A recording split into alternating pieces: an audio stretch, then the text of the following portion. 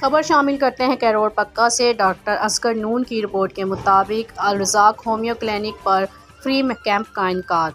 Carol पक्का union council Zafarabad नज़द कोठी मियां नूर अल Razzaq homeo clinic पर मोहतरम राना हाजी अब्दुल रज़ाक नून मरहूम साबिक चेयरमैन नो काबिल वाह के एहसाल सवाब के लिए फ्री मेडिकल कैंप का इनकार किया गया, जिसमें इलाके के तमाम मोअज़्ज़िज़ीन ने शिरकत की और कैरोल पक्का के सैकड़ों लोगों ने फ्री मेडिकल कैंप से इस्तेफ़ादा किया। आज ही के 3 दिन 100 से ज़ायद मरीज़ों का फ्री चेकअप किया गया और फ्री अद्वियात दी गई। मोहतरम राना हाजी अब्दुल रज़ाक के लिए दुआ तकरीब भी की गई और इसी मौके पर अब्दुल रज़ाक क्लिनिक का इफ्तिताह भी किया गया।